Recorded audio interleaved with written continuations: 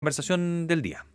Así es, bueno, tenemos ya conectado a nuestro entrevistado de hoy, el diputado del Partido Comunista, Luis Cuello, y son varias las temáticas que queremos profundizar con él, porque está la ley antiterrorista que generó también, ¿no es cierto?, estos roces con el partido, y también la discusión sobre la reforma previsional, en la cual, ¿no es cierto?, esta reforma está liderada por la ministra Janet Jara, que también es militante del Partido Comunista. Muy buenos días, diputado Cuello, ¿cómo le va? Hola, diputado, buen día. Buen día, Claudia, Gerardo. Muchas gracias por el contacto. Muchas Encantado. gracias a usted. Partamos brevemente por la evaluación que usted tiene respecto de la ley antiterrorista. Para muchos esto fue un logro de la ministra Carolina Toá, fue un logro del gobierno, logró avanzar, ¿no es cierto?, hasta en la ley número 63 de la Agenda de Seguridad, pero si uno habla con algunas figuras de su partido, la verdad es que lo que hay es una notoria incomodidad. A ver, yo quiero recordar que nosotros votamos en general a favor cuando llegó la ley a segundo trámite, el proyecto que partió del Senado, y la verdad es que lo que se votó ayer era el informe de la Comisión Mixta, Ujú. y en ese informe habían elementos que nos parecían objetables, que nos merecían muchas dudas, y por eso que nosotros finalmente rechazamos el informe de la Comisión Mixta, y en particular respecto de una norma que establece un mecanismo intrusivo que no cumple con estándares de proporcionalidad, que en definitiva permite o puede permitir una suerte de espionaje masivo que afecte a terceros que no están involucrados en ningún tipo de delito. Por lo tanto, esa norma ciertamente, a mi juicio, vulnera principios constitucionales, el derecho a la privacidad, el derecho a la inviolabilidad de las comunicaciones, por ejemplo, y por lo tanto eso fue lo que nos motivó a votar en contra de este informe de la Comisión Mixta. Sin duda que era necesario modernizar, cambiar la ley antiterrorista, que tiene un origen bastante espurio, Ujú. que ha sido cuestionado por organismos internacionales, y por lo tanto era necesario el cambio. Sin embargo, la incorporación de estos elementos como el IMSI-Catcher y también como la posibilidad de modificar la competencia de los tribunales son cuestiones que realmente no podíamos aprobar. Mm. Ahora, diputado, solo un punto ahí, porque este tema fue largamente discutido y no solamente en la Cámara de Diputados, digamos, la Comisión Mixta tenía, este era uno de los nudos medulares. Las explicaciones que dio la ministra Carolina Toá, las explicaciones que se dieron en la discusión parlamentaria, no fueron suficientes para determinar que aquí no es llegar e interceptar un teléfono celular, sino que tiene que ser autorizado por un juez, por el Ministerio Público, es decir, que hay una seguidilla de pasos que se tienen que dar para evitar a que esta sospecha de que podría generarse aquí un espionaje. Claro, ciertamente existe un procedimiento para poder habilitar el empleo de esta Y herramienta, bien pero el riguroso, problema ¿no? ¿perdón? Y un procedimiento que pareciera ser bien riguroso. Sí, el problema no es el procedimiento, el problema es la herramienta. ¿Por qué? Porque, y así lo expuso también la Defensoría Penal Pública en la Comisión Mixta, porque en definitiva lo que hace el IMSI-Catcher es simular una antena de telefonía móvil. Entonces, eso permite, en un perímetro determinado, en un radio, interceptar comunicaciones de voz, de texto, toda la gente que está en ese perímetro, de todas las Ujú. personas que se comunican en ese perímetro. Entonces, ese es el problema. Entonces, por ejemplo, lo recordó la Defensoría de la Comisión Mixta. En una ley anterior, el Tribunal Constitucional objetó que se pueda interceptar comunicaciones de testigos en las causas penales, y por lo tanto, justamente por el mismo argumento, hay un problema de proporcionalidad y de, en definitiva, afectar a terceros o de hecho terceros. Entonces, el problema es eso, es la herramienta, no es el procedimiento. Diputado Luis Cuello, ¿usted va a firmar o va a estar dentro de los que van a buscar llevar esto al TC? Yo sé que le faltan firmas, pero requiere 38, tendría 30. ¿La suya está? Es decir, tenemos que evaluar si vamos o no al TC. Lo cierto es que este proyecto igualmente va a ir al control preventivo, puesto Sí, que tiene normas de van todas. bioética. Claro, como van todas las que tienen ese tipo de normas. Pero su ánimo es intentar hacerlo. Como digo, es algo que estamos evaluando, pero lo importante acá es que va a haber un control preventivo, y el propio tribunal va a decidir si pondera estas normas. ¿Y usted no le complica intentar llevar a su propio gobierno al Tribunal Constitucional? No, es que esto no es un problema con el gobierno, tiene que ver con un cuestionamiento de una norma ¿Mm? bien particular, y como digo, hay fundamentos jurídicos para poder hacerlo. Y desde el punto de vista de la norma aplicada, ¿qué, cuál es su mayor temor si es que esto lo implementáramos?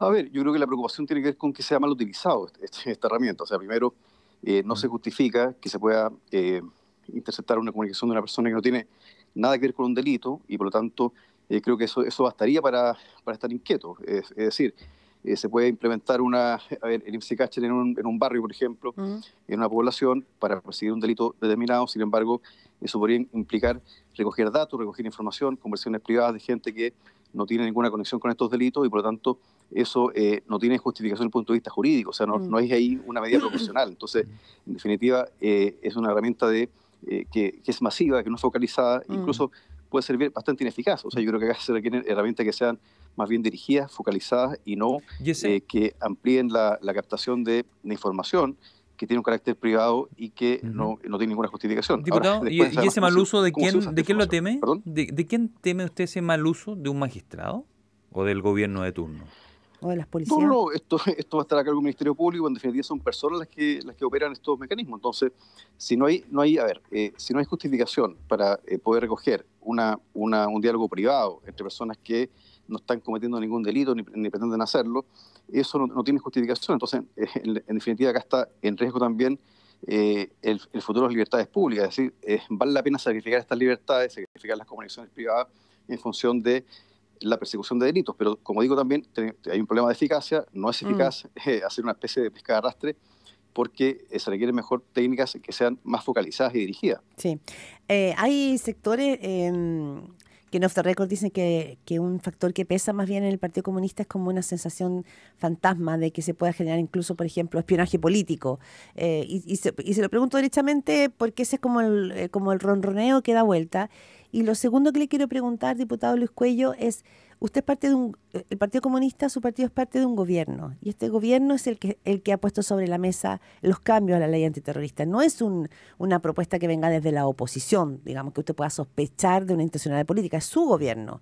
Entonces me llama la atención que no le parezca adecuado a un gobierno, porque es un gobierno de izquierda el que pone sobre la mesa estos cambios a la ley antiterrorista. Sí, bueno, reitero, nosotros aprobamos en general cuando el proyecto llegó al Senado a la Cámara de Diputados, y por lo tanto esta es una diferencia que tiene que ver no con el gobierno ni con lo que promueve, sino que más bien tiene que ver con un instrumento que además no somos los únicos. También Frente Amplio se abstuvo en esta votación, no apoyó el IMSS-Catcher, y por lo tanto acá hay un cuestionamiento que dice relación con proteger ciertas libertades. Esto, desde luego, pone en peligro algunas libertades de forma injustificada. Entonces yo creo que es importante hacer el debate. Y reitero, cuando se quiso legislar respecto a los testigos, es decir, de poder interceptar comunicaciones de testigos de delitos, el propio Tribunal Constitucional lo declaró inconstitucional por unanimidad, toda vez que no existía un principio de proporcionalidad al respecto. Entonces, mayor aún, si en este caso no son testigos, sino que son personas ajenas por completo, que no tienen conocimiento de un delito, no se justifica en ningún caso que sus comunicaciones privadas sean interceptadas. Es decir, queda en juego ahí el derecho a la privacidad de forma bastante evidente. Usted escucha al diputado del Partido Comunista, Luis Cuello, conversando con Primera Pauta. Diputado, quiero llevarlo al tema previsional. Hemos sabido que han habido conversaciones, evidentemente, entre Chile Vamos y el gobierno en las últimas semanas. Se habló de que estábamos bastante cerca de algo importante de aquí al mes de enero. Otros lo ven todo lo contrario, bastante lejano. Lo que se ha hablado hasta aquí es del 0,5 de apoyo a las mujeres, que podría ser de alguna manera Chile Vamos. ¿Lo ve como algo que está cercano al acuerdo o siente, como decía la ministra Jara ayer, que estamos bastante lejos porque hablaba que tenían que ser muchos más puntos? Sí. Yo tengo la impresión de que la derecha sigue en una actitud bastante intransigente, pero acá hay que ver los números. Es decir, si la propuesta de la derecha es un 0,5% de solidaridad y un 5,5% de ahorro individual, eso sería bastante inaceptable. Significa que, en definitiva, se está condenando a los actuales jubilados a seguir percibiendo las actuales pensiones de miseria. Entonces, yo espero que realmente la derecha sea razonable y también cumpla con su palabra. Se acordó un protocolo de acuerdo en el Senado donde se establecieron ciertos principios como financiar un seguro social y también corregir la brecha de género. En el caso de la brecha de género, eso se financia con un 1% del aporte que va a hacer el empleador. Un 0,5% se ha dicho que no alcanza, y además de esto está el 2%, es decir, es el 3-2-1, o sea, 2% para poder financiar el seguro social, y eso debe estar. De otra forma, vamos a llegar a una reforma previsional que va a aumentar las pensiones en 2.000, 3.000 pesos, y eso obviamente no tendría ninguna legitimidad. Yo creo que aquí hay que ser bastante objetivo con los números, y recordemos que solamente el año pasado que se jubilaron 158.000 personas en Chile, la mediana, o sea, el 50% de las personas que se jubilaron, el 50% de las mujeres reunió 49.000 pesos mensuales. Eso fue lo que obtuvieron como pensión autofinanciada. Es decir, obviamente con eso nadie puede vivir ni siquiera una semana y media. Entonces, esa es la realidad de las pensiones. Sí, pero tienen PGU esas personas, no, tienen PGU esas personas también, 250. Sí, claro, y la PGU son 214.000 no estamos cerca más. entonces, no estamos cerca entonces, dice usted. No sé si eso alcanza para comprar en el supermercado todos los meses. Entonces, esa es la realidad de las pensiones. Y por lo tanto, y en paralelo, mientras eso ocurre, mientras la gente recibe esas pensiones, las AFP obtuvieron utilidades de 500 millones al día el año pasado, 1.500 millones al día. Entonces, yo creo que acá es bastante, a mi juicio, inmoral seguir defendiendo la AFP y la derecha ha insistido en ese predicamento, en el fondo, en hacer una suerte de vocería de defensa de la industria, y yo creo que ya es momento que la gente pueda poner sobre la mesa que lo que está en juego no es, digamos, el éxito del gobierno, sino que tiene que ver con mejorar la vida de las personas que están percibiendo unas pensiones que sencillamente no alcanzan para vivir. Diputado. Y por lo tanto yo de verdad que espero, tengo la expectativa que acá impera la razón, impera también la empatía con las personas que hoy día están pasando y sufriendo, padeciendo este sistema FP, y se llegue a un acuerdo. Diputado Luis Cuello, diputado del Partido Comunista, conversando en Primera Pauta. Hablamos de la oposición y de si va a dar o no los votos en un acuerdo provisional, pero ¿qué está pasando en su sector? ¿Usted cree que el gobierno está cediendo demasiado? Es decir, si uno mira la propuesta inicial de la reforma previsional a lo que está hoy sobre la mesa, digamos que el gobierno ha dado varios pasos, incluso algunos dicen ha cruzado la frontera. A su juicio, ¿el gobierno puede ceder un poco más o llegó al límite? Yo estimo, bueno, primero que el óptimo era la propuesta original, un 6% de solidaridad, que no es el aporte, no es plata del trabajador, como han dicho falsamente la AFP. Este es un aporte del empleador. Entonces también hemos estado expuestos a una campaña multimillonaria de desprestigio de la reforma, que está llena de mentiras y falsedades, y eso también ha impactado en el debate público. Pero creo que el gobierno ha flexibilizado en función de llegar a un acuerdo, porque también hoy día la distribución de las fuerzas en el Congreso claramente desfavorable, la derecha tiene una suerte de ejercer un poder de chantaje, y por lo tanto eso también ha forzado a una cierta apertura. Pero creo que la fórmula que se ha propuesto por parte del gobierno de un 3% para ahorro individual, que para mí no es la óptima en ningún caso, y un 3% para solidaridad, lo que comprende también suplir las brechas de género, creo que es una propuesta que es adecuada en el sentido que va a permitir instalar un seguro social. Y un seguro social va a demostrar que finalmente la herramienta de la solidaridad es la que permite aumentar las pensiones. ¿Y por qué lo digo? Porque la derecha dice el 6% que vaya a ahorro individual. ¿Qué significa eso?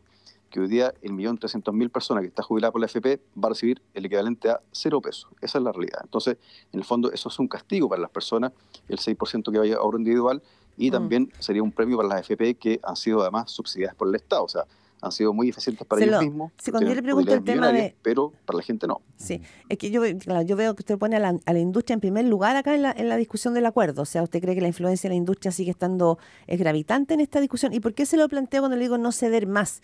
Veía ayer declaraciones de la diputada de su partido, del Partido Comunista, Natalie Castillo, que ella decía, desconozco el detalle de la actual conversación del gobierno con el Senado. Sin embargo, creemos que desde el 6% propuesto inicialmente por el oficialismo, llegar a un 0,5% no constituye una transformación real al modelo y al objetivo que es mejorar las pensiones. Bueno, yo creo me refiero con ceder. Es la lógica que hemos planteado. Yo, como en mi calidad también de presidente de la Comisión de Trabajo e integrante permanente de esta comisión, he seguido el debate al detalle, y estimo desde luego que una propuesta que implique un 0,5% para solidaridad sería una burla y sería una especie de limosna para los jubilados. ¿Cuánto aumenta la pensión con eso? No sabemos, 2.000, 3.000 pesos. Entonces, acá el punto tiene que ver primero con la realidad material, es decir, si para que la reforma tenga legitimidad debe significar un aumento sustantivo de las pensiones, un aumento que se note. Eso por un lado. Y lo segundo también debe comprender una separación de la industria.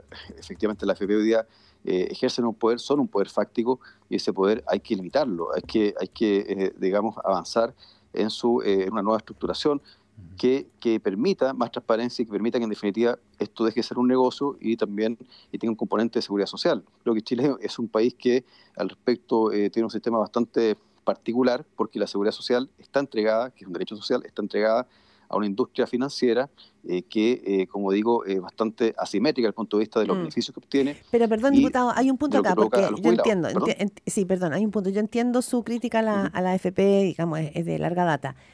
Mi pregunta tiene que ver con un argumento que también ha ocupado la oposición y que probablemente sea legítimo frente a la opinión pública, que todas las encuestas, o casi todas las encuestas, señalan que cuando miramos ese 6% de ahorro adicional, la ciudadanía dice que lo quiero en mi cuenta individual, no lo quiero en un pozo solidario. O sea, la palabra solidaridad, al parecer, no sé cómo lo ve usted, no está haciendo clic en la ciudadanía, lo quiere en su propia cuenta.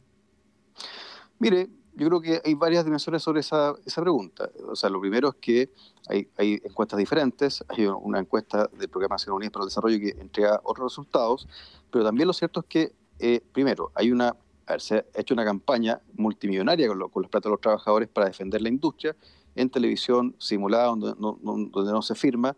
Eso por un lado. Y en segundo lugar, y creo que también es importante decir que finalmente tampoco se pregunta o se presenta el resultado. Es decir, no se hace la encuesta exponiendo qué ocurre si el 6% va a ahorro individual. Y como digo, si la gente sabe que si el 6% de ahorro individual significa 0 pesos para los jubilados, tal vez la respuesta sea distinta, porque en definitiva significa abandonar a una parte importante de la población que hoy día está sufriendo diariamente, que está sufriendo mes a mes.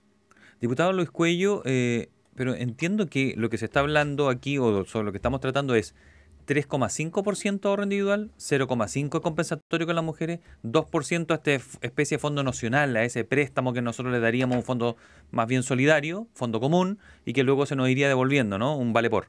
Esa es la fórmula, no es 6%, eso ya no está en la mesa.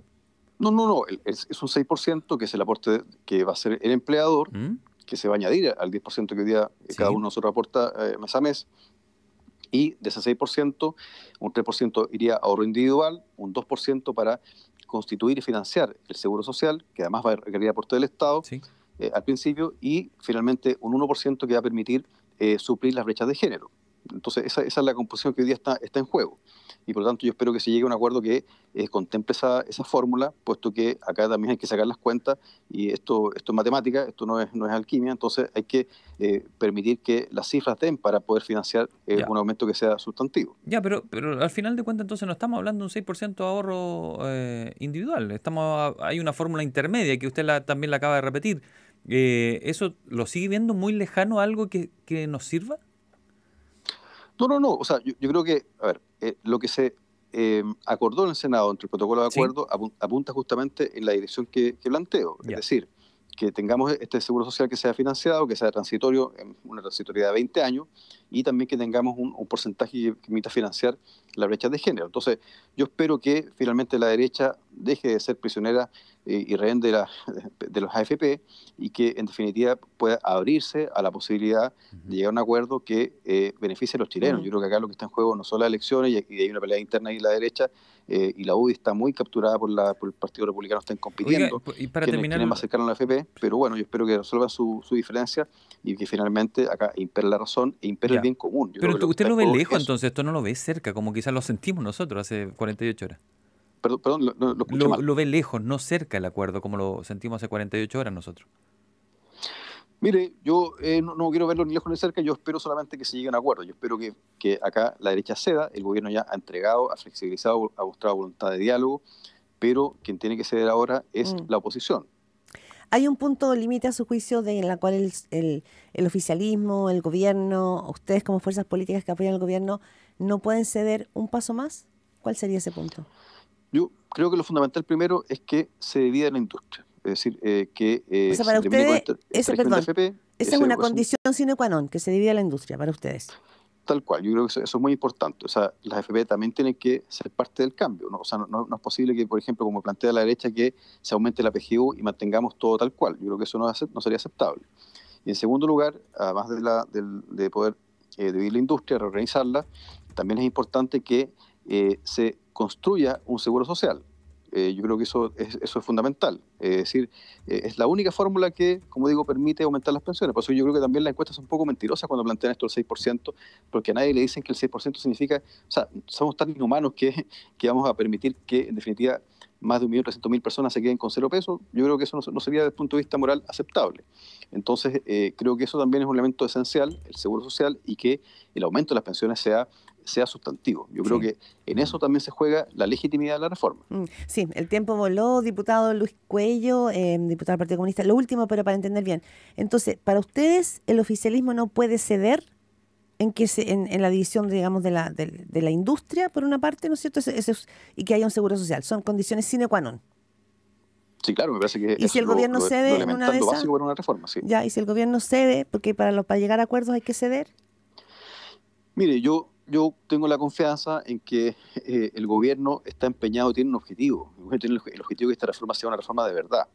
Entonces, yo confío en que se están haciendo todos los esfuerzos por parte tanto de la ministra Jara como el ministro Marcel para llegar a un entendimiento que se traduzca en un beneficio para los chilenos y también que permita dar un paso histórico. Yo creo que acá tenemos la oportunidad para dar ese paso. Yo espero que no se pierda, porque de contrario estaríamos castigando, como digo, a un porcentaje importante de la población a vivir mal. Esa es la verdad. O sea, y cada mes que pasa, cada mes que la derecha dilata esta reforma, porque así es lo que ha ocurrido, significa también, en el fondo, que cada mes es un mes más que la gente sufre y padece no tener plata para llegar a fin de mes, no tener plata para comprar medicamentos, para pagar la arriendo, para pagar las compras. Muchas gracias, diputado Luis Cuello. Ha sido muy amable en conversar con Primera Pauta. Que tenga un buen día. Gracias.